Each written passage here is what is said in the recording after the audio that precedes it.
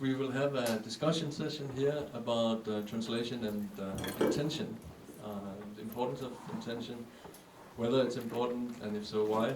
And yeah, so thank you for showing up. It's an interesting topic, I think we all agree. And perhaps it's interesting that I would think in Buddhist circles that it's probably very quickly people will agree that intention is important, that it's important as a translator that we have a particular intention with what we're doing, and that we're in a particular frame of mind while translating. And so why is that? Because perhaps that's not necessarily the case in other contexts, that people will immediately think that it's so important that you would have a special discussion about, and a panel like this morning, about the important significance of intention for the whole project, whatever it is that we are doing. Yeah, but in this context, it is, I think, the case, and maybe probably. I mean, of course, there's a banal sense in which, without an intention, we don't do whatever it may be that we want to do. That a certain effort for a certain effort to occur, we need to want to see the thing happen. But obviously, that couldn't be the reason why we think intention is important in the Buddhist context. It's probably more because intention is so related to karma and the idea of shaping the future through one's intention is quite central in Buddhism, no? That the character of karma and the ripening that will occur depends very much on what we want with what we do. Yeah? So I think that's a big reason for why we tend to think that it really matters so much what we intend with the translation. But then there's also, then I was thinking, what about the Tibetan words, the Sanskrit terms that we can associate with the idea of intention. Here it was the title for the panel this morning, and for the discussion now is just the English word intention, right? And to my mind comes quite strongly Sempa in Tibetan and Chetana in Sanskrit, which also indeed can be translated as intention, but it's a troublesome term, and there are a number of translations, attraction and volition and whatnot. Yeah? But that mental state is defined as the process of the mind moving forth towards the objects and engaging with the objects. Yeah? So if that's what we understand with intention, then of course also intention is very important, because that's what fills our minds. Then it's our act of translating, really our translation as such is very much then obviously a matter of what type of intention we have, what type of object are we moving towards and engaging with. And that's then also something that resonates quite well with modern philosophy and phenomenology when talking about intention in that sense as being this object directionality of the mind.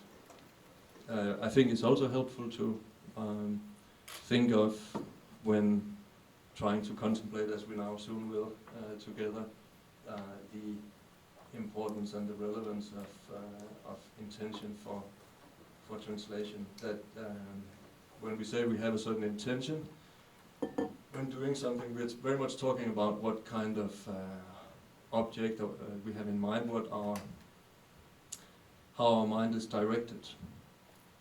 So, in a sense, who we are really becomes determined by our intention, because there are also many fine Buddhist arguments to say that the only way that we can make sense of consciousness is by thinking about the object of consciousness. I find that a very compelling way of talking about consciousness, a very elegant and also very helpful way of talking of consciousness, because unless we specify what, when we want to talk about what kind of consciousness we mean, there's no way around talking about the contents of consciousness. And that's perhaps an important observation to keep in mind. We talk a lot about subjectivity and the subject, the character of the subject, but really when we talk about that, in one sense, what we do is that we're just zooming in on different kinds of intentions, different ways of directing the mind, different ways of moving forth and engaging with objects. And then, of course, in Mahayana, that type of intentionality of the mind, and one that was mentioned several times this morning for very good reasons,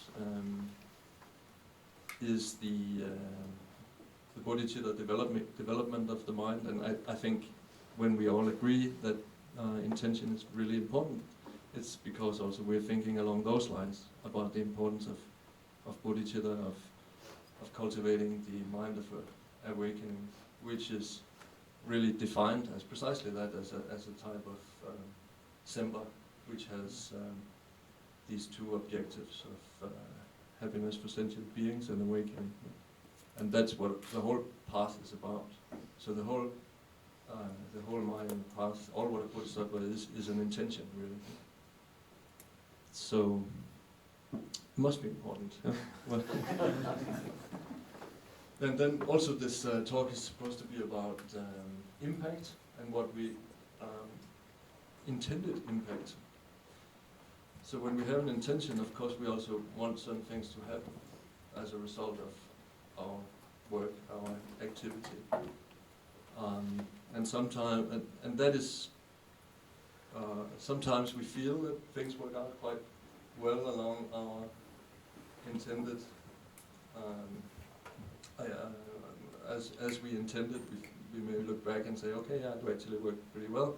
At other times, it's very different, and perhaps it's just very different, simply, and we can't say whether it was actually worse or better, but clearly very different from what we had in mind, what we intended originally when beginning, as Susan Basnet mentioned, with this Chinese poem that became a war poem. I think it was a very beautiful and informative example, yeah, of how something could gain a whole lot of meaning and purpose in ways that really weren't intended at all.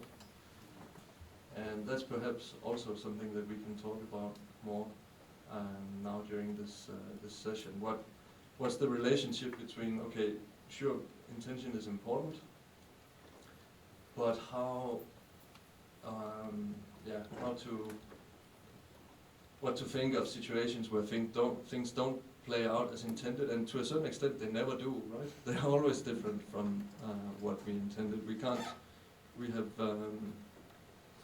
if we want to be really detailed, it's difficult to see any intended effect happen 100%.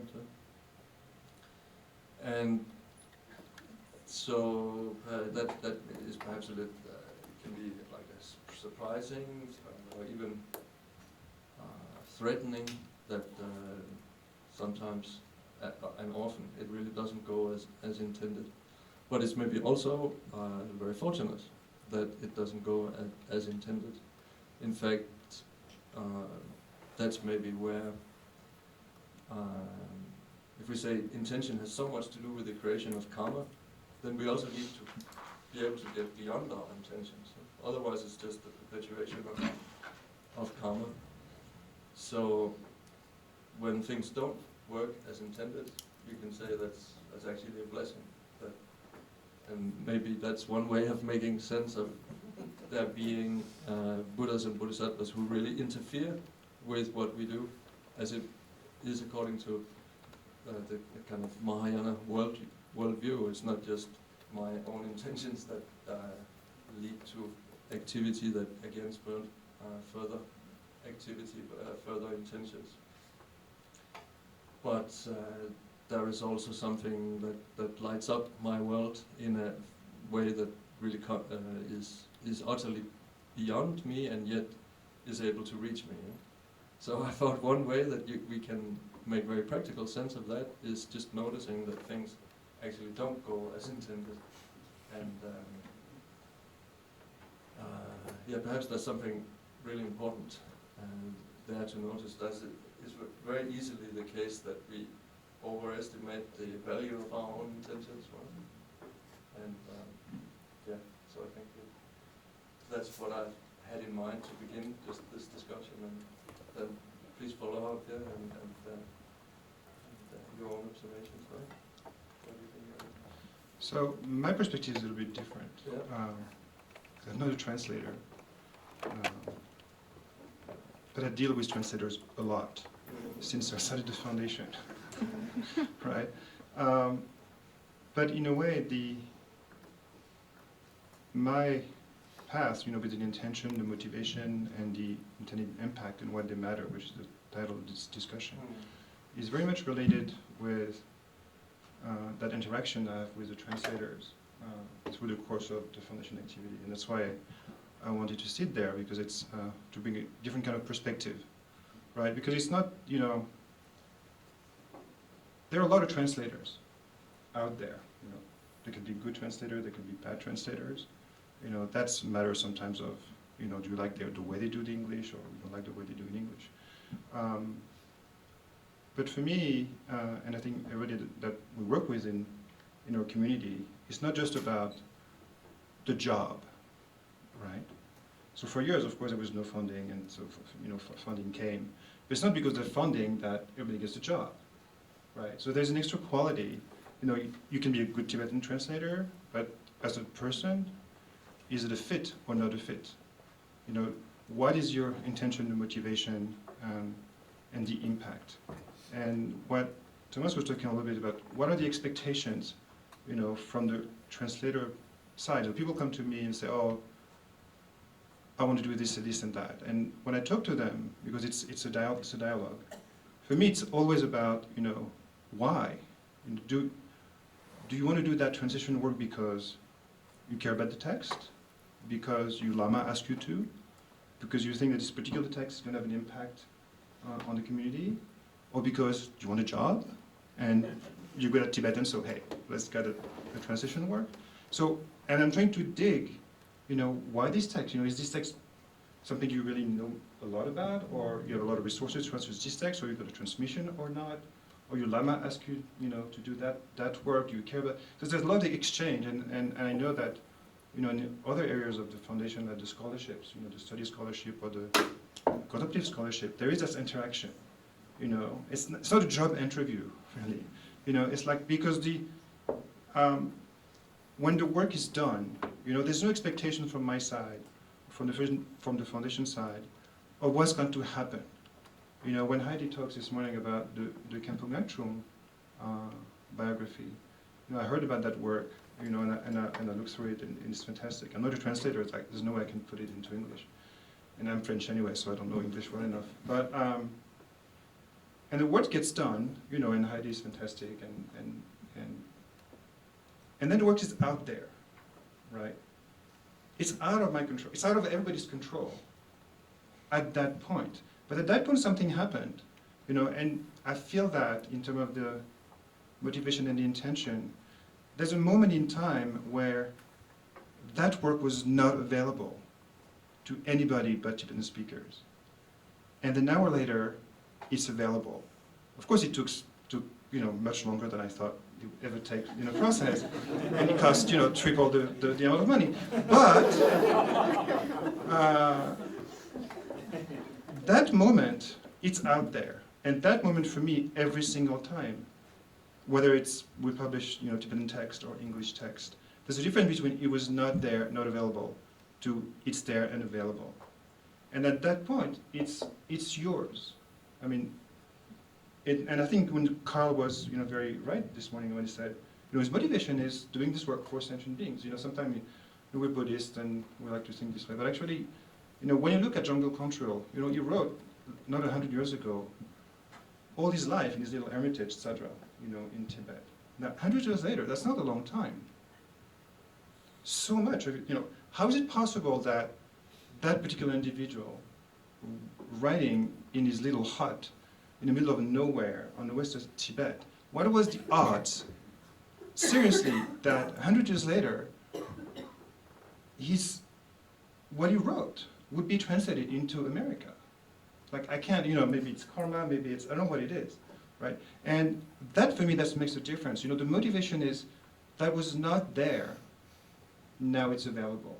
And at that point, it's people's responsibility to do with it what they want. Maybe as Wolfson was saying this morning, and I can really relate to that, is that people that read it will actually be much, much better than Wolfson, and actually draw much more benefit out of this text, and that will change their life, and whatever happens, it's not out of control. So in a way,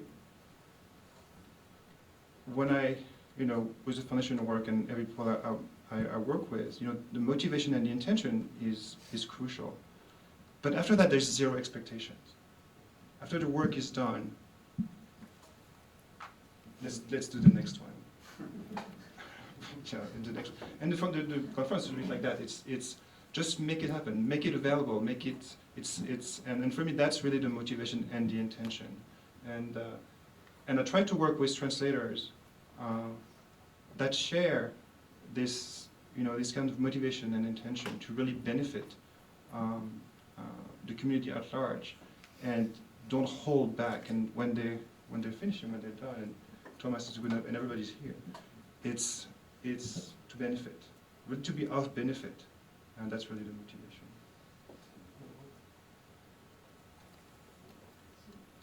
I think that along with that, I think everyone agreed on the point of intention actually being manifestation bodhicitta, which is what is often referred to. But then there's the matter of how you do that, and how you relate to the text. And I don't have much to contribute here. What I do have to contribute is the person I work with, is Tupatunga, in translation, and who's corrected it. So I work pretty closely with him on a couple of translation issues. And I think what impresses me is the strong faithfulness he has to the tradition. And at the same time, his in bringing that background that he has to the West, to us, people like us, he knows that he's making this available. This is a step, and I think he's been very cautious about in the past, going step by step. Sometimes things got a little faster than he intended because other people started translating things that were very advanced. But I think there's a balance based on this faithfulness to what you're translating from. It's like it's a way to do that properly. I agree with that, but you have to, if the Tibetan literature, as we all know, is extremely vast. They spend centuries writing about these topics, right? So you also have to decide, if you have a choice between different translators and different texts, different proposals, basically, different options, then you have to take a step back and think, okay, which of this is appropriate? to our context. I have a couple of examples, and also which are going to be of benefit the most, right? If you have a choice between an historical text or a collection of poems or instructions or commentaries, is it a Lamrim commentary? Is it a sutra commentary? Is it an Indian text? Is it an Indian? There's so much options, right, available to us. And I agree with you. And personally, I try not to make these decisions, right? And Thomas would agree, is that there are kind of literature that are safe, yet inspirational, and yet can change a lot of people's lives. And I think we can do a lot of this. There are other kind of literature which are a bit more edgy, and there are certain kind which is very out there, right? But at one point in time, we're going to have to do all the out there stuff, right?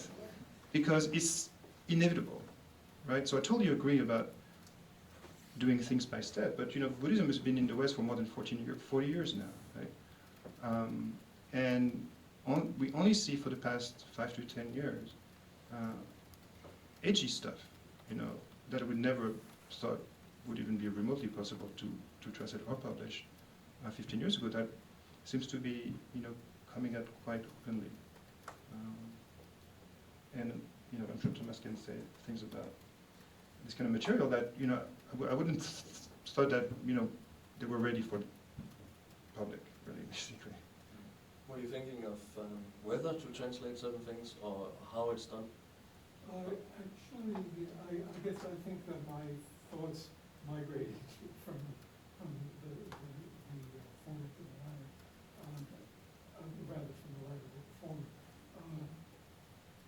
Because I was thinking that how it's done is done with a certain appreciation of what you do, and it's something weighty and important, and will have an effect on people.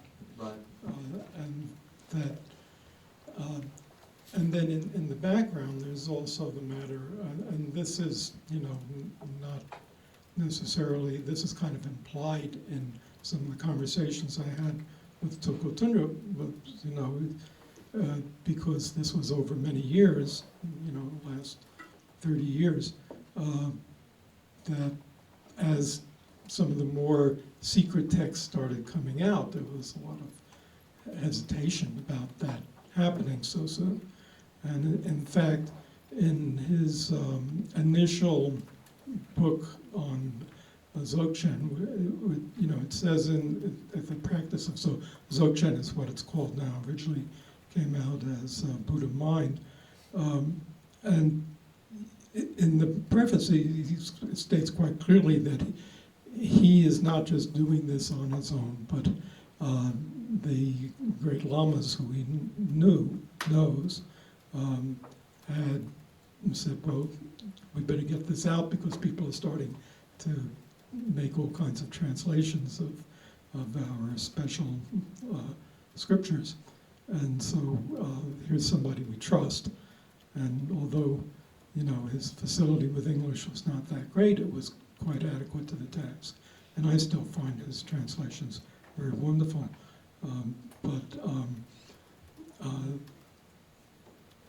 You can see there was a measured process going on. And I think now it's just the floodgates have opened.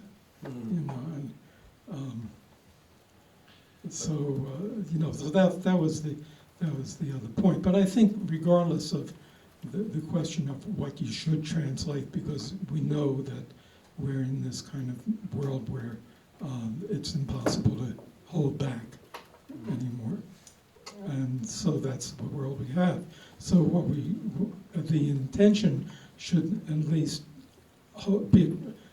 rein that in the sense of being faithful, whatever that means. That's the discussion, and that's been the discussion all along. How poetic, how is inspirational, how literal, all those questions. I think probably the whole program here will be covering those issues. But I think in terms of intention. There's two factors, and I see bodhicitta on the one hand, which is the same as Wolfgang said. He just that just came out. That's what translation is. It's a generosity, and and the other part is faithfulness. I don't think I see those as so much in conflict. More like two ways of, like, respect for the tradition is also what makes you want to share whatever you have, no, of material. I don't see a real tension there. I think it's just slightly different angles on the same issue. Well, it's a very special responsibility we have, because this particular tradition of Tibetan Buddhism, I think, is actually quite unique to the world, and a special kind of gift.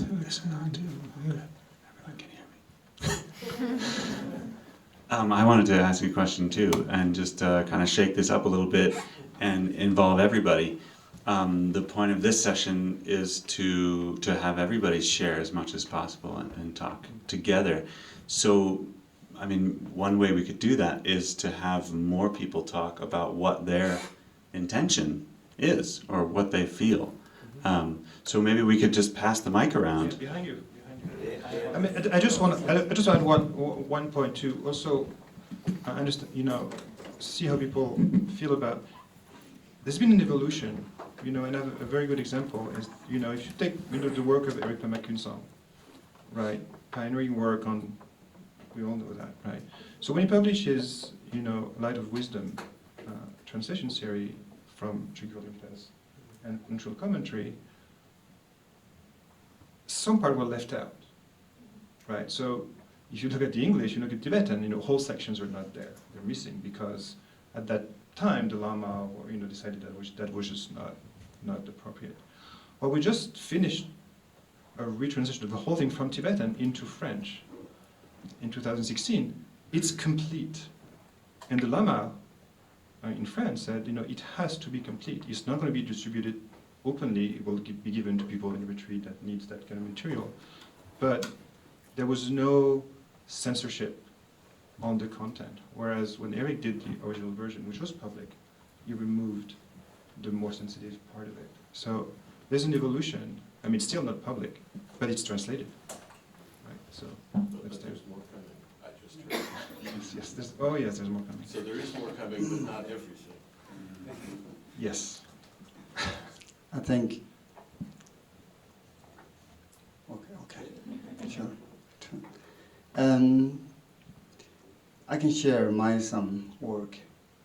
Of course, translation, Dharma, into English or other languages is part of Dharma practice. Of course, when we practice Dharma, then motivation, intention, relate to bodhicitta. And what I did, and I'm working with some translators, and Gedi and I translated the Longchenpa's text, the called the Excellent Path of Enlightenment. When I looked at this text, I was looking some special text, maybe it's useful for everybody, or one text that content whole yanas. It's used daily basis. I was looking then, and also I asked some of my friends, what do you think this, do you have any more recommendations if I work some text, translated into English, and then what do you recommend? Something like that. That some of my friends recommended this text. And here, my motivation is that some students or friends, they're saying that, we can't do it, the traditional, the 100,000, posturations, recitations, they don't have time, but we can do similar, or we can find a similar method that we respect, trust a great teacher like Longchenpa, they already organized. Then I was looking this, and he organized 141 instructions. You can do it. It's not that complicated. Day by day, or if you want to extend a week, one instruction, something like that. Then I thought, oh, if we bring these wisdom teaching into English, it will be very, very helpful. We are not losing traditional wisdom teachings. At the same time, this is useful. So we worked this kind of translating, and also I'm looking this kind of text. That's some sort of motivation.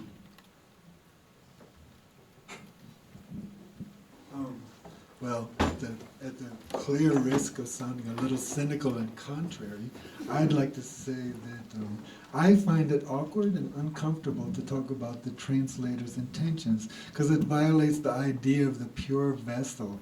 And actually, what I think we should be most concerned about is conveying the intentions of the author, if for literary translations, or for oral translations, the teachings that are happening.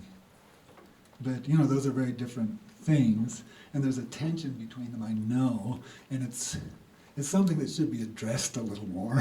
And but in literary theory and so forth, there's a lot of cynicism nowadays about divining authorial intentions, but still I think the question is significant.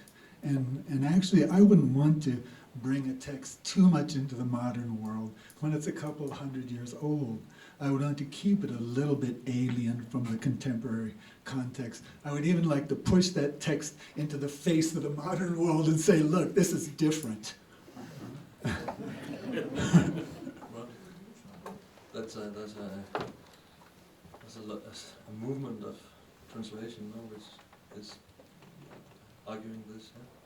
I think starting for several hundred years, people have been arguing for that kind of approach to translation. But I think even if there's something inspirational in that text, that it will come through in the modern period anyways. I disagree with people who think that we can't talk about shepherds anymore, for example. In Christian context, this whole shepherd thing is out of date because people don't herd sheep anymore. But come on, people do understand it a little bit still. Yes, but don't you think that There's a lot of rough edges and nervousness in the space between those two kinds of approaches, and I just wanted to point that out. right? The awkwardness Yet, of the gap. don't you think that we're in a Tibetan Buddhist bubble, right? So basically we're feeding ourselves things that we like, right? I mean it's a very fulfilling kind of community that we live in.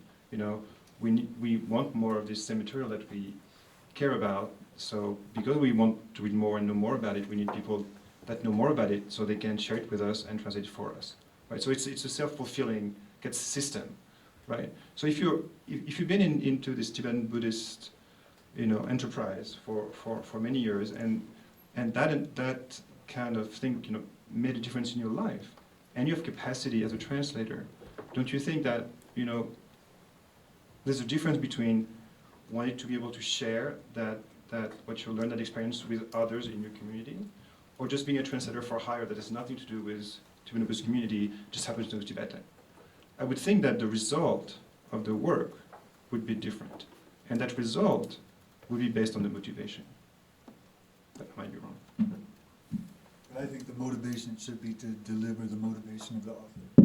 I really think so, even though it's so problematic an idea. In a way, the motivation of the author. Such as the Buddha for scriptures, Right. that's very problematic, isn't it? Well, but on the other hand, that would be also bodhisattva, intention of the author. So, yeah. So how I'm not sure I quite understood the tension. I understand very much this. That you might actually serve the audience better by sometimes presenting something that sounds really alien, But I don't Because really in a see the different conflict. world, I wouldn't say alien, I'd say that there's still a lot in common. But Yeah, exactly. You Yeah. can see, give them some credit for seeing it. And don't, kindly bend things too much to make it easy for them. Yeah, but if you take the Tibetan Buddhist context, the way they framed their system is totally alien to Western culture. I mean, it's totally out there, and It's mind-blowing. it's mind-blowing, right? So, are we just never going to translate it because it's alien?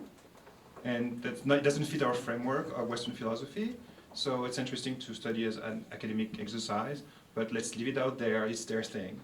It shouldn't touch us because we're the Westerners and we know better anyway, everybody knows that. And, and we've been feeling so superior for hundreds of years. And we're continuing to. And we're continuing so, oh, absolutely. Or do we say, no, actually there's incredible value for humanity in that culture and that and everything that goes with it. And we should work as hard as possible with a pure motivation to the least we can do is make it available. After that, it's out of our hands, right? Make it available, then people will decide what to do with it. Trash it. There's exactly the point where I'm not exactly agreeing. Okay. Before that, it was okay.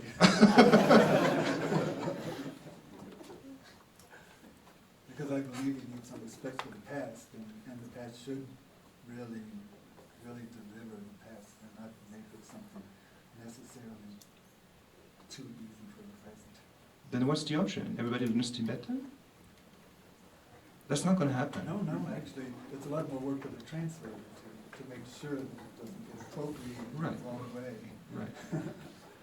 Appropriated in the wrong way, I mean, that's another difficult Right. question Right. that I don't want to get into some of.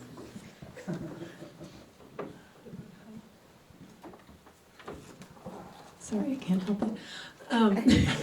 But that's still highly subjective and interpretive. I mean, you're still trying to, you're doing levels of interpretation there that's still highly capable of being fundamentalist and trying to protect something that you can't, even if the teacher was right there and you could ask them on a daily basis, there's still a filter between your interpretation and what they may be intending and what you may be misconceiving. So I guess my two questions are around how you balance that, and if you're speaking to the community, how do you stay away from the jargon? Yeah, I mean, I make the tension right there, that's just what I wanted to point out, that tension. Thank you. Oh. Hello, I'm just gonna say something. That's a really interesting point, Maura. Yeah, just to speak to like what I'm up to, I really related to Susan Bassinet's metaphor of the indentured servant and the slave. So I only do what I'm asked to do. So I feel like I'm sort of an embodiment of the meeting of these two approaches. So I have my own intention, right, which is to be of benefit and allow the process of translation to foster my own transformation on the path as well. And then I'm really just doing whatever the lamas tell me to do. So I'm totally serving their intention and just trusting that they know what they're up to. But there's also another danger. If we stay within the community, then you have to be careful not to end up with, within the community, people in the know, and people who deserve to know, and people who might eventually deserve to know. Because you know Tibetan and they don't. So, because we know Tibetan, we have access to the original. So it's easier to translate it because, I'm lazy. But, we could read Tibetan and figure it out, right? But we have to be careful not to create second-class citizen Buddhist, Tibetan Buddhist, or third-class Tibetan Buddhist. Like there's the one that know Tibetan that can translate, and the one that know enough Tibetan that can go back to the Tibetan if they want to, and the one that only rely on the translation. And then we create this kind of class system within our tradition where when you're at the bottom of the ladder, and the one that, I'm very uncomfortable with, and who am I just to say, well, I learned Tibetan, so I know better, and then I can access, but you can't. It's like, no, I mean, not for me, for sure. Yeah. But Eric, I think that's something structurally in the way that we have set up Buddhist communities that have created that. Because no one has, like, there's no particular reason why it would be like that. Yeah. But it is. That, you know, as translations become available, it could, there's no reason that people can't read those translations and formulate really good Buddhist analysis based on those. So I think it's in part the way we have structured our communities, but it's also some growing pains. Yep. That, you know, as these materials become available, then hopefully over time it will be so that the translators get outshone by those bright minds who use the I totally agree, the words and to I usually, formulate. I often joke, you know, with Marcus and others, that the more we put things out, the more we encroach on the Tibetan business model. Right? We are. I mean, you know, it's maybe too much to say that, but What is this Tibetan business for? Maybe I should but ask. it's they know better and we know less. Right. So the more we know, but for me that's not a problem, because the lineage is not translated. The lineage is there. You know, I can have the text, I can read the text, I can translate, I can understand what it says. If I don't have the lineage, at least that's my. It's, you know, I have a lot of information, right? So it's not the same thing having the lineage and having the availability of the text translated. And I agree, you know, the business model of the Dharma Center and the Lama knowing and translating and the interpreter, it's one thing. And the more we put out, the more that gap shrinks, right? Nevertheless, you know, the notion of lineage and the transmission is still totally intact. It doesn't matter if we have everything translated. But also, no, you're right, but also part of that, I think, where there was, especially, I think, in the 80s and 90s, and this kind of very unwholesome narrative of the Lutauer, which I think created a lot of difficulties for those who learned Tibetan. Yeah. You know, because all of a sudden their situation was mirrored back 1,000 years into a narrative of divinely emanated translators, and so that also, you know, partly self-inflicted, partly also just happened like that. That this narrative kind of emerged around those who learned Tibetan.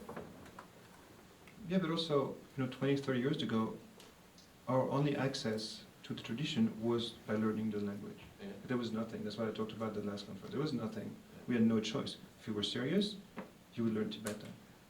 You know, it's not the case anymore. People don't have to learn Tibetan. They don't have to. There's enough material out there.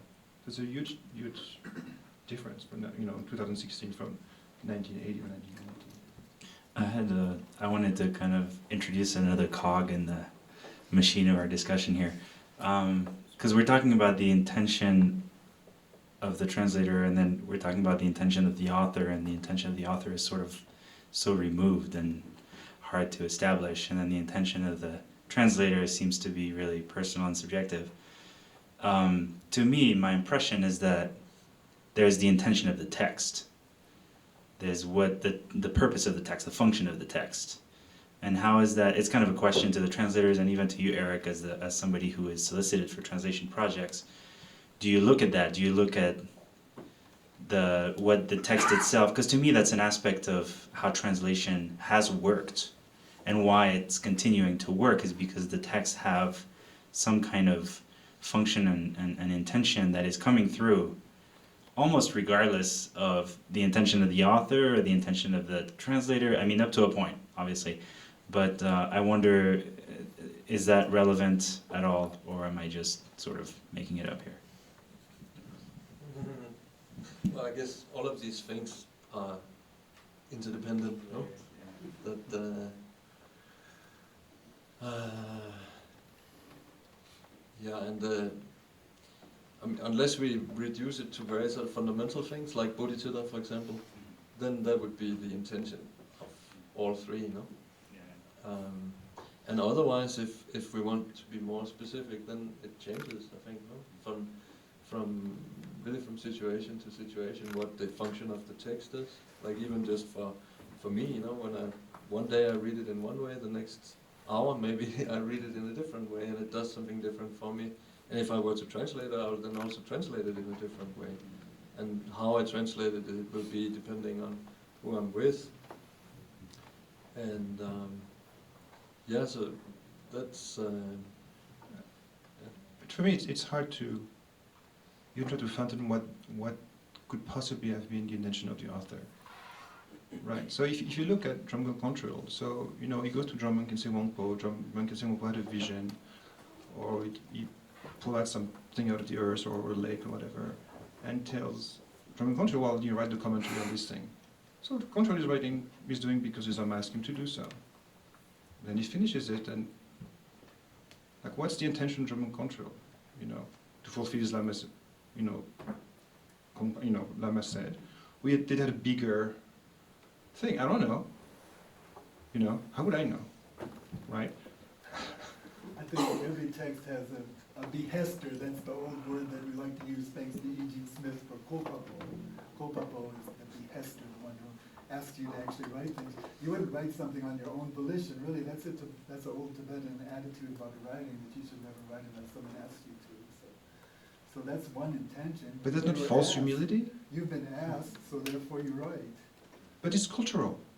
It's a cultural thing. Everyone, including control. It's a cultural They thing. have kopapos. There's someone who I mean, control didn't, whether it's their lama or their followers, either one. There's always someone. who I'm not so qualifies. sure. Every single Kalafan has this. Yeah, but that's because they have to do it. Because culture, because if you don't do it, you end up being like getting shut down. You're ostracized because you have to follow the social norm. They had no choice. You know, they put him in jail and killed him for not following the norm. I mean, that's the reality of Tibet. You know. But on the other hand, there's so much discussion about the intentions of the Buddha. It's one of the biggest topics of discussion, and especially in Buddhist Samaja, there's a special 4 kinds of ways of knowing the intentions, and the Gongchi Yikcha is a good example from the Drigul lineage, where they say, oh no, there are several intentions, there's really one. It's a very interesting discussion, all those classical texts. It's true, but Shantideva would say, I have no intention to help anybody, I'm just doing it for myself. And guess what? You know, 1,000 years later, there's like 20 translations into English, so obviously there was something there. But he says very clearly, I didn't do it for anybody, I did it for myself. That's modesty. But he's really a Buddhist. Right, but what about the other? Like, who are we to say this is modesty, this is not modesty? There's a lot of I think we have, okay. So I think we're at the point where we should ask not necessarily about the intention of the author, which is a complicated question we've covered a little bit, but what are our intentions? In other words, by putting this out, what are we wanting to do to our world? Certainly there's even a economic incentive, from the point of view of an author, a publisher, and then there are intentions to try to change the consciousness of our time in some way. But how is that done? And what's the link? So there's the question of what is our inner intention and our circumstantial intention, and what's the actual effectiveness, ultimately the karma of what we do. But I think Larry should answer, because he's been doing that forever.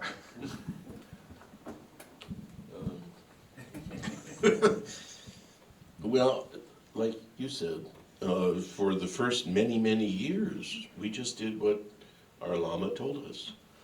And it was clear that I think Trungpa Rinpoche had some definite intention of wanting to make certain things available more widely. But most of what we did, and most of what we still have been doing, is to make it possible for our community and hopefully a broader also bigger community of Kagyu, Nyingma in particular, practitioners to have access to the practice texts and the commentaries. So that's always been our biggest focus. So in a way, it's very simple. We're just keeping people off the street, really, and keeping them practicing. And you know, it's a limited number of practices that we've done in our community compared to what there is. I mean, tiny, but it's still a lot of different things. Then the 3-year retreat situation came along. And you know, in Trungpa Rinpoche's time, there was no 3-year retreat, and he wasn't particularly focused on establishing such a program, unlike, you know, Kala Rinpoche, for example. Almost opposite in some ways, but there were some of Trungpa Rinpoche's students who went to him, you know, could I do 3-year retreats? And, you know, some of those people probably it wasn't really a good idea. But I often was the intermediary, and I didn't have anything invested with those people, and I also wasn't particularly interested in 3-year retreat. And I asked Rinpoche about it. He said, no, it's fine, this person or that person, but it has to be in English, was his comment. It just has to be in English. Otherwise, they don't know what they're doing. And in our community, there was absolutely no direction towards learning Tibetan. Because we were lucky, we had a Lama who spoke in English. So it was never an issue.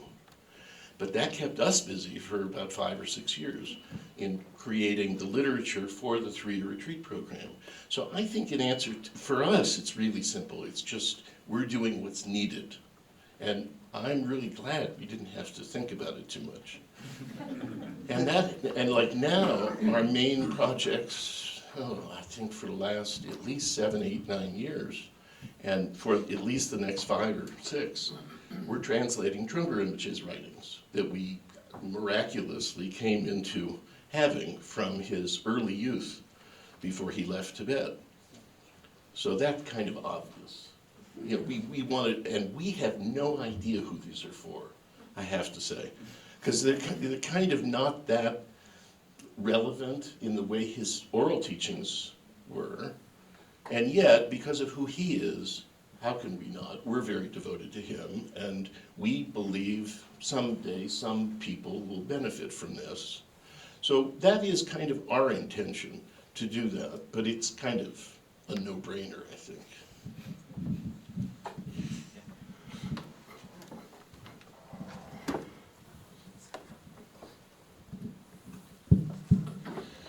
I don't know, in my life, I usually just find myself in situations and then I kind of have to grapple around for what the intention was. And so what it points to, I find intention kind of dry. It's something that you need to do, and of course it's prescribed in certain situations like taking vows and things like that. But I'm just wondering where passion comes in, because in my life at least, generally, it's passion that connects me with something in a way that I really want to do it, and it's what really arouses not only what you might call intention, but the enthusiasm for it. So what's the word for interest? Dunpa? Interest. So, you know, my question is, you know, traditionally, it seems to me, especially in devotional lineages, that it's not just a matter of intention that you're headed into something, but that you know, like Milarepa meets Marpa and every hair on his body is aroused, you know, and so it's that kind of passion that drives him into Dharma practice, not to mention that he needed to make up for some things he did. But so my question is, you know, where does passion come in? And is there any contradiction between intention and passion? Because passion sometimes doesn't have a clear good or bad intention, but it does connect you in a way that gives life to something and perhaps gives life to translation.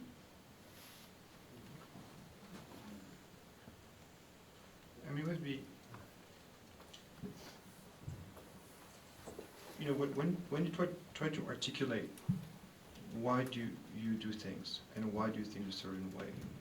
So we have to use words to articulate why we do things. We usually call intention, right? We could call it obligation. You know, do we do what we do out of a sense of obligation, or out of sense of devotion, out of sense of, how do you articulate the reasons, for why do you do what you do, right? Why do you put up with all the obstacles on the way of what you're trying to achieve? And then you can just sail through it and just stick it up and, get it done. Or you can try to analyze, why am I really doing this? And, for me, it's not a sense of obligation. But and sure, Thomas the same, do we think about our intention all the time? Not really. It's just what we do. That's just what we do. Like, it's almost like it's at a life of its own. We're in that stream, and we're just going along. And this going along is producing that material to help people as much as possible. And that, it just drives, it's on autopilot, in a way. So the intention was certainly there 20 years ago, and then it becomes natural. And at a certain moment, it's just, that's what we do, right? I mean, you're a translator, you're Dharma practitioners. There's a little bit of that. How does it change when you actually think about it to reflect more on that? Perhaps it actually does. So, if I could pick up on what you were saying, I remember when we, Color had launched the translation of the Treasure of Knowledge. We were all there, more or less willingly. And that's the obligation. Exactly. So, on one level, it was obligation. Yeah. And he sat us down and he gave, as he was able to do, this incredibly inspiring speech. I mean, we were just so moved. So that was kind of the inspiration quality. And another time, he told the story, so the traditional Tibetan attitude of two texts that had been written at one time in history, and one was by far the most excellent of the two on the same subject. But the other one had been written by an individual who had deep, deep bodhicitta, much more pure motivation. And that was the one that survived in time. So that comes back to the idea that these take on a life of their own. Now, how do you explain that in rational terms? But in terms of intention, motivation, but coming back to this inspiration quality, a whole different angle on this, which again, is going to sound quite esoteric. From the earliest time of reading Tibetan texts, I really got a sense that the mind of the author was in the words. It's not his attitude, his intention, and so intention comes back to attention. And as we bring, especially when we're talking about practice material or practice material, the mind of the author is in the word, writing or translator and communicating. And somehow those words in that text, however they're printed or reproduced, communicates that. How do you explain that? I mean, I have a certain way of explaining it in my mind, but it's very esoteric. And so the translator's responsibility, oh my God, right? Your mind is being put on paper. But I think that is a whole other aspect of intention and impact. And so if you come with a real sense of inspiration, that's maybe the most important. In the sense of being profoundly inspired, connected, you bring to the best of your ability, your experience, and your capability in terms of the language, both the source language and the target language, and you produce a result. And then after, it lives its own life, right? So that's just another angle on things. I just wanted to touch on Eric's view on sort of restriction versus availability. So I have two personal experiences. One you actually know about, where I translated, one of these out there texts, and it has remained in obscurity because its audience has not yet been sort of found, if you will. The teacher has not yet opened that doorway. And the second is I just translated a dokpa, right, an averting ritual. And it's really long and complicated. And in it, just going to go ahead and say that it, said, and you should burn, for the 7 offerings, it says, you should burn human fat and all these things. And the Lama that I work with said, let's just say, and he kind of fudged it a little and say, let's just use the Sanskrit, Maha Mamsa, and, let's not translate this so people understand. No footnotes. So I'm just curious your thoughts about that.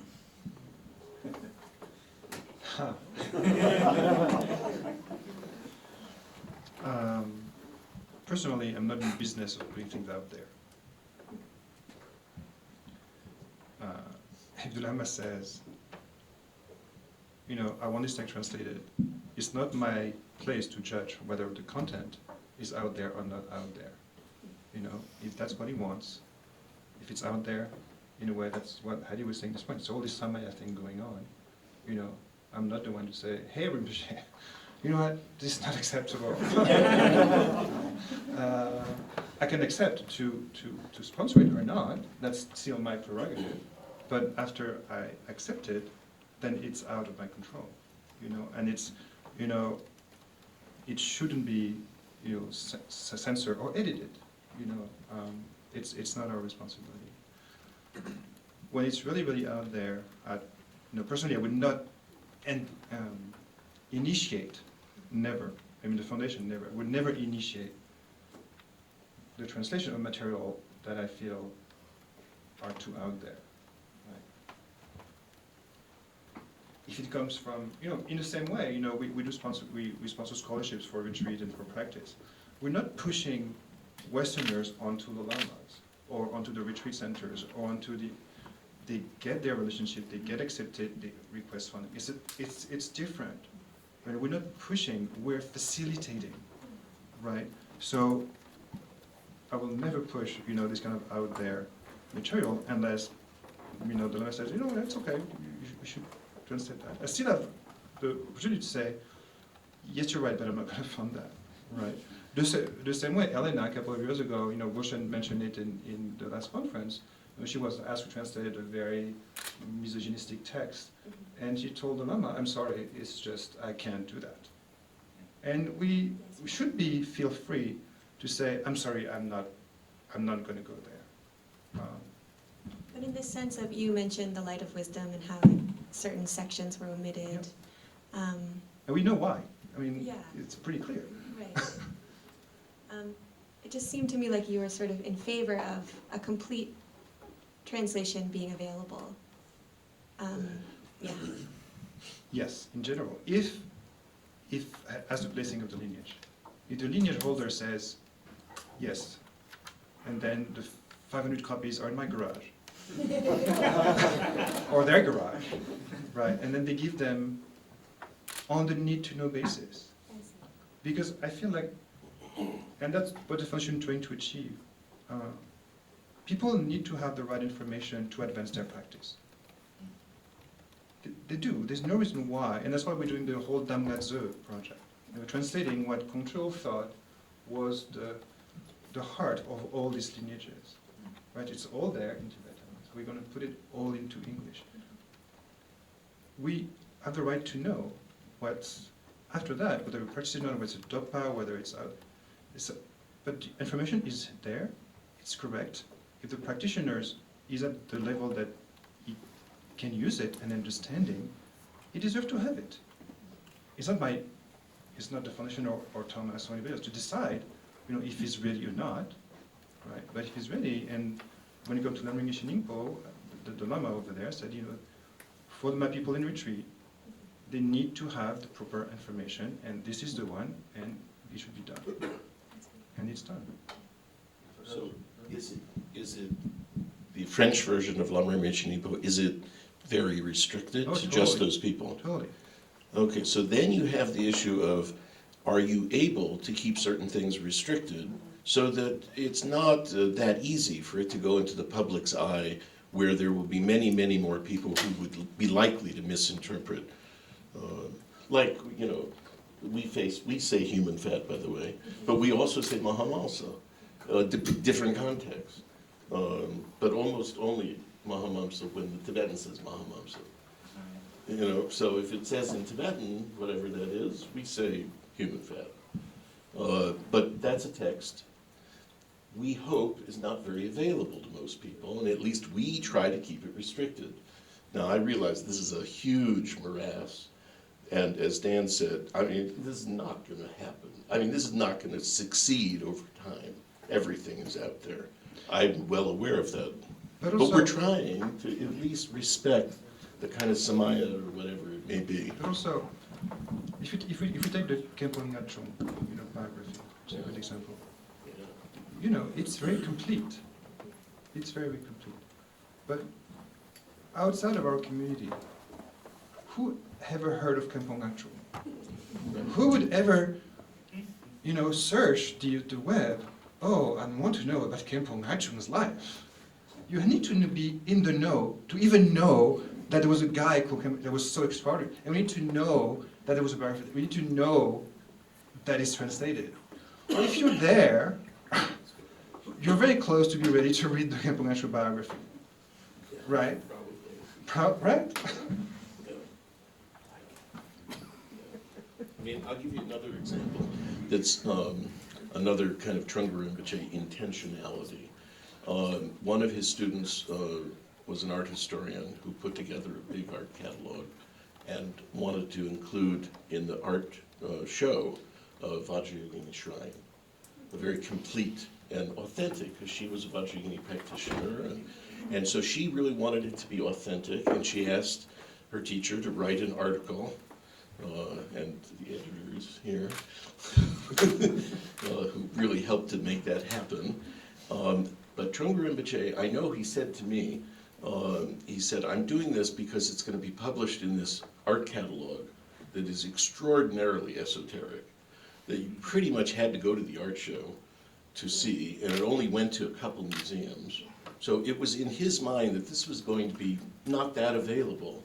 On the other hand, anybody could have gone to that art show. That it was in no way restricted to Vajrayana practitioners. So, it was a kind of a little bit this and that. But years later, a different one of his editors, who loved that piece, not knowing this story, wound up publishing it in another book, way more widely available. I later told her the story, and it's like, well, too late now. And it was, many years after Trungpa Rinpoche passed away. So, who knows? I think it's maybe a good example also of the way both of these, what you are talking about now and the story you were sharing of the fact that the texts that we work on aren't just one thing, but that they manifest all the time and in many different ways.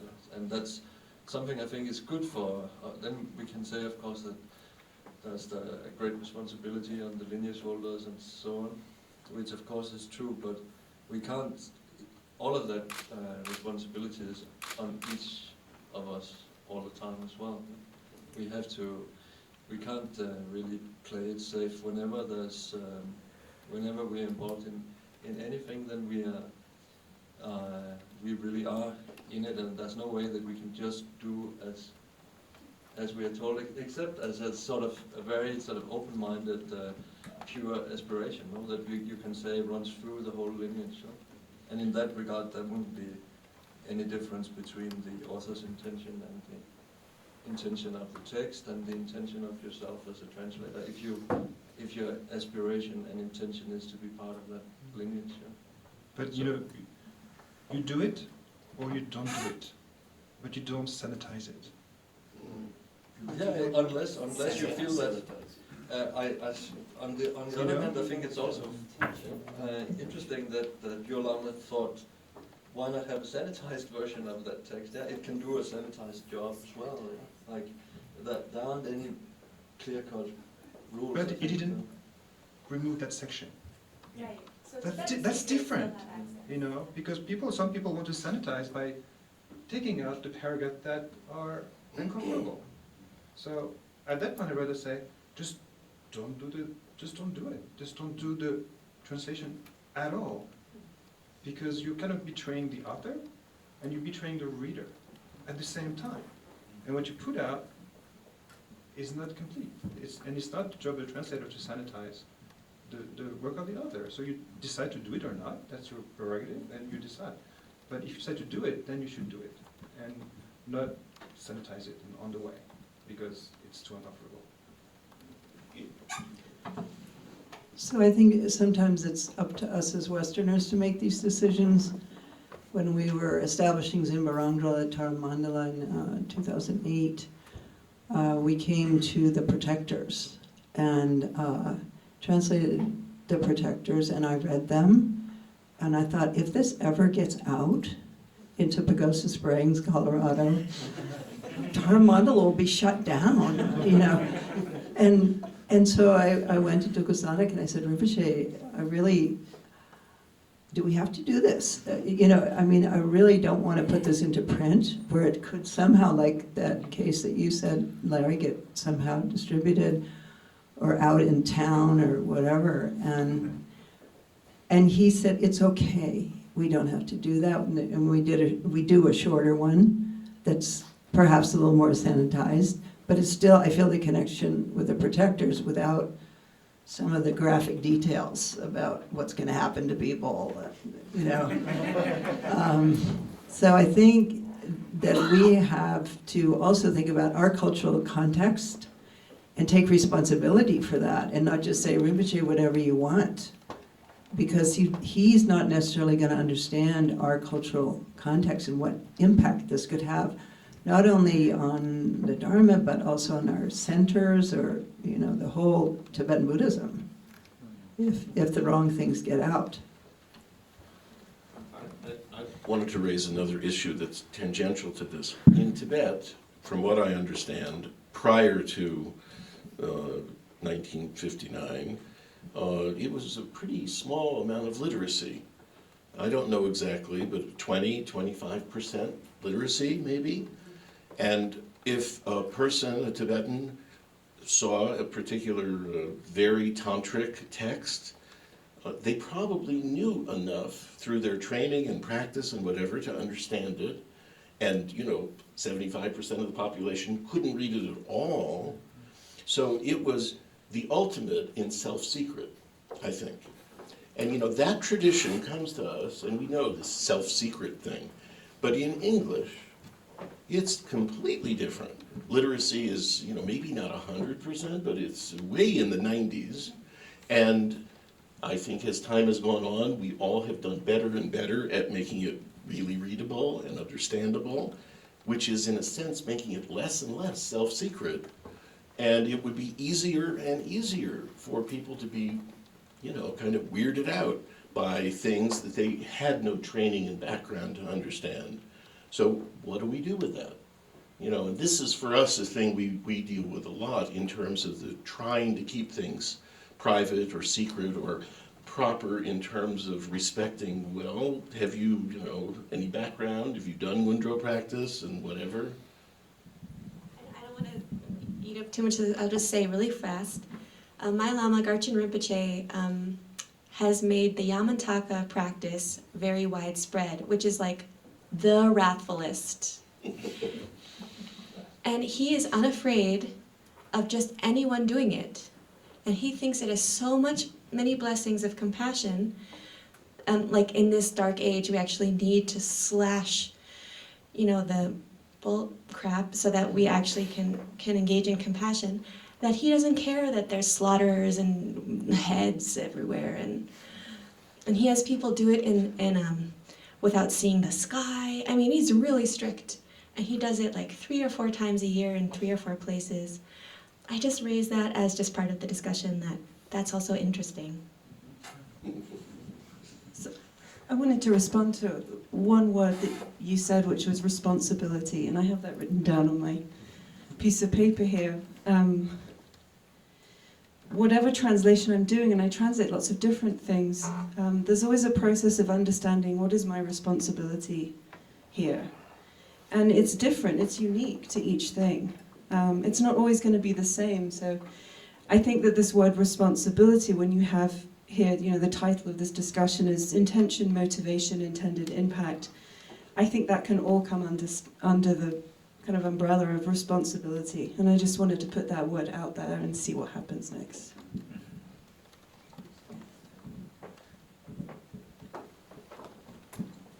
Thank you for that, Amelia. And also, I wanted to sort of lift out 2 points that I thought were really important around social conventions that you had brought up, Eric, and in the beginning, the difference between our intention and the impact, and how those can be different things.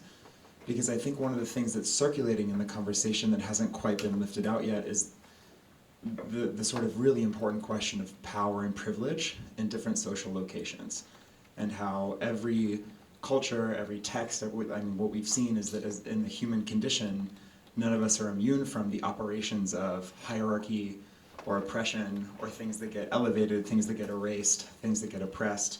I mean, even just in this room, there's like an even breakdown of men and women, but we've heard way more men than we've heard women. And just how natural that is, and how we don't question that or think about it at all. And so I think I just want to... Some of us do.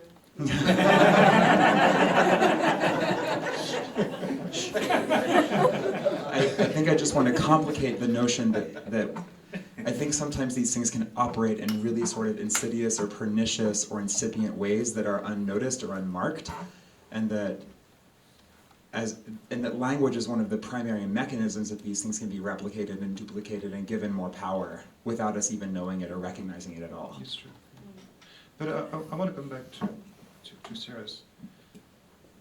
There's a whole cultural context. You know, we come from a Judeo-Christian tradition where, you know, in the 15th, 16th century, we burned witches, we burned everybody that thought differently, we killed them, and then we slaughtered the Jews, and you know, horrible, horrible.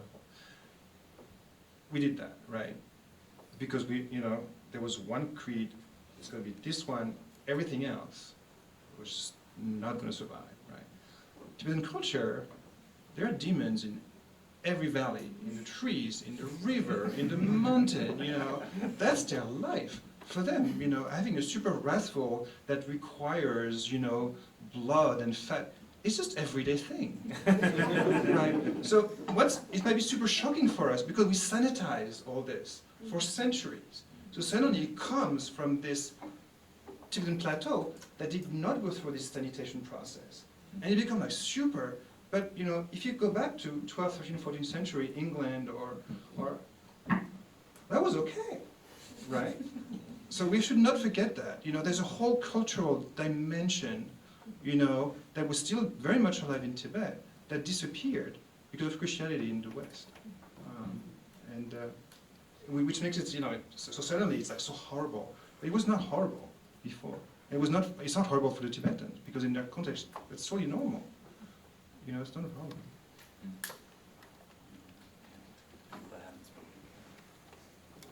Anyone that hasn't spoken up yet? We were just talking about how many people haven't gotten a chance to speak. So speak up.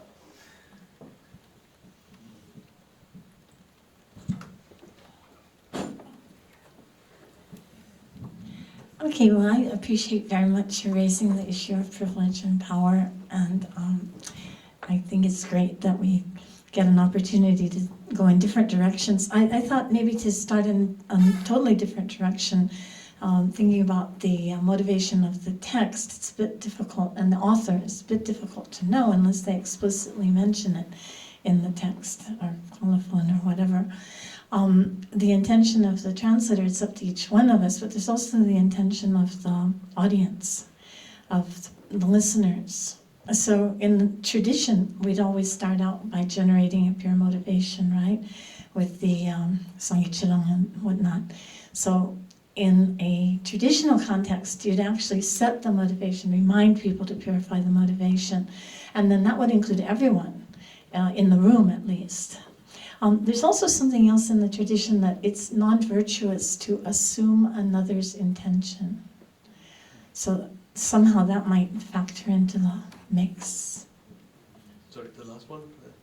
It's not virtuous? It's non-virtuous to assume another person's motivation, because we cannot know. Unless they... A great motivation. Mm-hmm.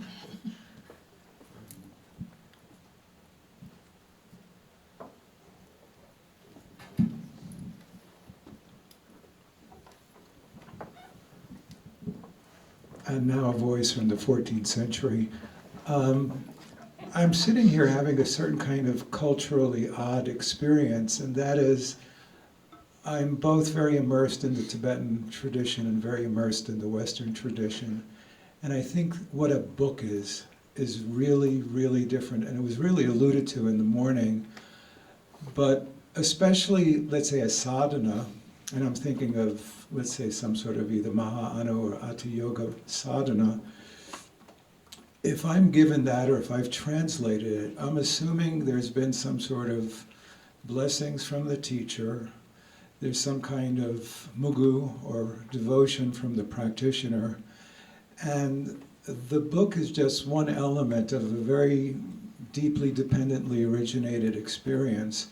And in a way, it's the least of it. It's the blessing of the lineage, the blessing of the teacher, the practice history that I bring or the community I'm in brings. And the book is a kind of a guideline. And it seems that it's very hard for us as Westerners to understand and appreciate that whole dependent origination and the whole context of what a book, especially a practice book, traditionally meant. And, you know, you're supporting publication, which is, of course, phenomenally important.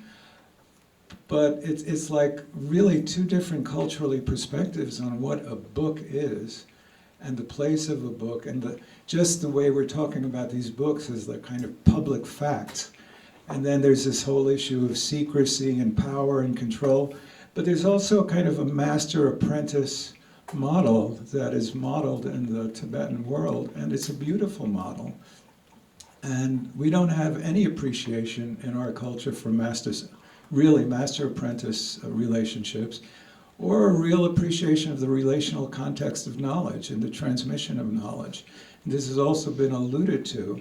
And it just seems that isolating the intention, whether it be of the book or the practitioner or the author, misses the point that it's really a dependently originated experience. And as I say, I mean, all are involved. And I just think that there's something really, really missing if we're not talking about the whole issue of blessings for that matter. And you know, I was thinking about the word mengak, and let's say a sadhana in some ways is a mengak, or the way it's developed. And you're really expecting some kind of experiential blessing to be conveyed in a sadhana practice.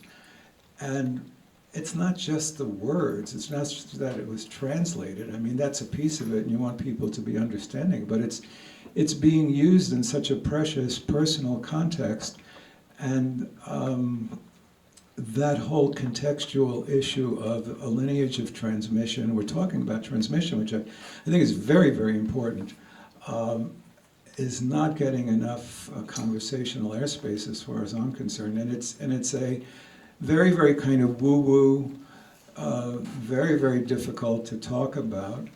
But I think for any of us in this room, and I know there are many, many serious practitioners in this room, those of us who have felt blessings know the palpability of that kind of experience. And the book is a piece of it. You know, maybe, I don't know how you parcel out how much of that it's in the book, but it's the teacher, it's the relationship, it's the devotion that the disciple has developed. And so to isolate the book, to me, starts feeling very, very distorted somehow. I know we have to do that, but the idea of I'm buying a book and now I've got the knowledge, it's just not the way it works. And I even tell some of our Dzogchen students, you may be getting yourself into trouble by reading books.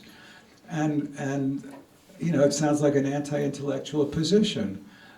But I also say it's sort of like, you got ink, and if you don't get it out with the first wash, you're stuck with that stain. And you get ideas about Dzogchen from Western literature, and you're kind of like you've tried to get that stain out of your shirt. And it's very, very hard for people to appreciate that. And I'm old enough to say that when I got involved, there weren't a lot of books, and in a way, it was a blessing, because I didn't have that whole intellectual stain that just sort of impressed me on, you know, and I've seen people suffer tremendously from knowing the words of Dzogchen and not being able to get to the knowledge of it. So, but that has to do with, can we, in a teacher-student relationship, use those books to create, you know, the lineage of transmission? And it's that issue of transmission that, I mean, that I think is actually one of my most interesting intentionalities in terms of how do I create a context, both literary and practice-wise, for people to be open to transmission. And that's just a whole other layer of a conversation.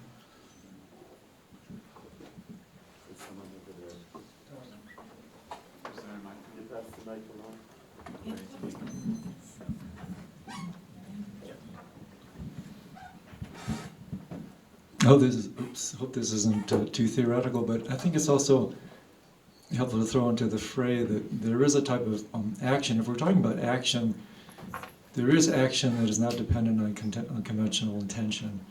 And this kind of plays on her idea of responsibility. If, you know, true bodhisattva activity, in my opinion, actually takes place without intention. It takes place when one responds appropriately. And you know, I think the best analogy I can come up with conventionally is when you're involved in a situation where people will risk their lives for complete strangers, and there's no intention involved with that. It's as if the environment itself is such that it commands a type of response. So I just want to toss that in, that I think when you can engage in activity free from intention, and I would argue that that's actually the purest form of bodhisattva activity. It doesn't create karma in any sense. It's the purest sense of responsibility. And you can either be because of the environmental dictates being so loud that they command that intention, that action, or you're so quiet that you simply read the environment and that role all the time. And I would argue that, for instance, Trungpa Rinpoche, when he came to the West, did he have some grand intention, some grand plan? I doubt it. I think he came to dance, and I think he came to listen. And the intentionality was more a transcendent one, devoid of any egoic, or any impetus outside of true responsibility. So I think in a transcendent sense, that's worth throwing into the fray, that I think could still work at this level of translation. I mean, I would like to respond real quick. I totally agree with you at some level. But we have to think about people in our community, serious practitioners. You know, I mean, we're all serious practitioners, long time practitioners. We have to think about all people out there that are not in that, you know, Tibetan Buddhist bubbles, that are new to the Dharma, that are exploring, that are searching. They have an option. That, I mean, from my perspective, they have an option. There's so much crap out there. They can have the right information and have a stain, or they have the wrong information and have a stain. And I'd rather have them have the right information and the Lama clean the stain than for them to be stained forever with the wrong information. But that's my perspective. And I agree with you. I just wanted to add that there's this whole other concept. Oh, absolutely. No, it goes without saying. How Of course. books can be used. Yes. And how they're often not used. And just to throw that into the conversation. But I agree. I mean, I think it's much better that the material be available than not. But I deeply believe, and from experience, that the right relationship, the right teacher-student relationship, if it's genuine from the teacher and the student, has the power to watch that stain. And then it's okay. Can I add one thing to Harvey's? Just that within Tibetan culture, books are very often sources of blessing. They're one of the three receptacles of body, speech, and mind.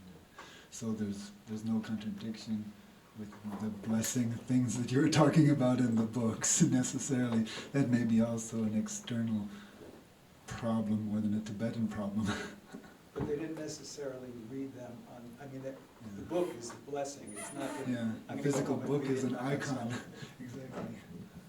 Yes, David Germano traveled to Minyak and met Kembo Tsadra Chadrak, and he talked to him for a while and said, "I'm sorry, I can't teach you. You know too much." So it is true that, but people are going to read, as you say. And Tokotundup says, we have to translate this secret stuff because it's damage control at this point.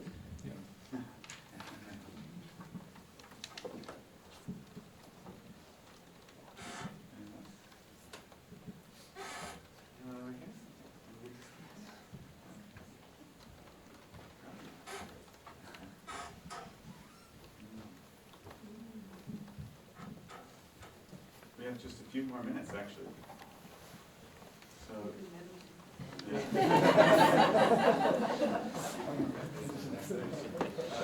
a mic. Can I pass that mic? Janice, would you like to I'm thinking of very many things, but.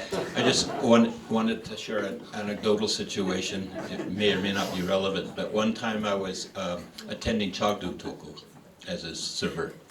And we had been studying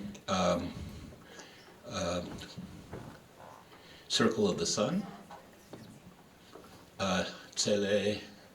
Anyway, it's a text on Dzogchen, and I had a question about it, and there was a brief moment. So after I served him alongside, I said to Chagdu Rinpoche, I would like to ask you a question about this in this text, and he stopped and he screamed at me, "You should not be reading that book!"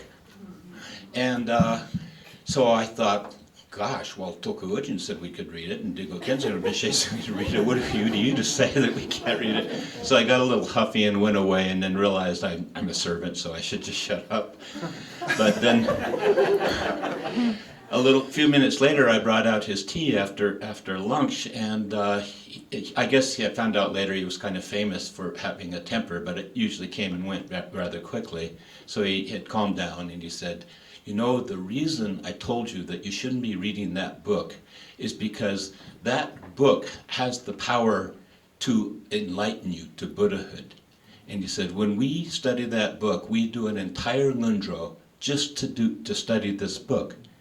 And he says, if you don't prepare properly to read this book, then if you read it, probably what's going to happen is you're going to conceptualize it, and you've lost the opportunity that this book gives you to attain enlightenment through it.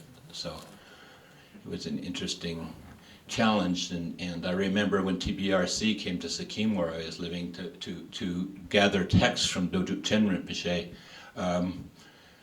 He wouldn't give them most of the texts that they wanted.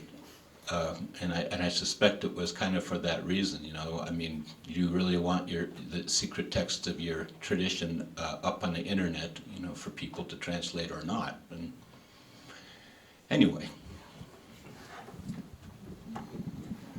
So I would only add that I've been listening to find out what's the problem here. What's the problem you're experiencing? What? I sense that there was a problem that you were experiencing. I don't mean personally, but I don't mean personally. I mean, what's the issue that's worrisome? And it seems to have something to do with right and power and whether and who gets to decide and that kind of thing. Well, you know, I was raised Christian, Roman Catholic. So you have it right there. Well, okay, the Catholic thing, I'm Baptist Buddhist, but the Catholic thing. I know exactly what I'm talking about. Because I guess I agree with Harvey and some of what Dana said and some of what I hear over here about some of this will take care of itself as long as we're devoted to a guru, and we have a kind guru in this world. And gurus, it seemed to me, if we have good lamas, they somehow, as was the case with me, they see us and know us so well that they can bring out the best in us if we were feeling low, for example, when we met them, as was the case with me. And there's a kind of blessing that comes from that. And so we're in our teacher's hands, and if teacher says, do this, and then gives us the confidence and courage to do it, we're in pretty good shape, and hopefully there'll be good results. I really liked what you said about inspiration. I often think of, this is the Baptist Buddhist part, I always think of Howard Thurman, who was one of the teachers of Martin Luther King. I marched with King, so King is big in me. I heard Buddhist things, Buddhist concepts from King. But Howard Thurman, who taught him, said, don't worry, don't ask what the world needs you to do. You may have heard this quote. Don't ask what the world needs you to do. Ask what makes you come alive, and do that. Because what the world needs is for you to come alive.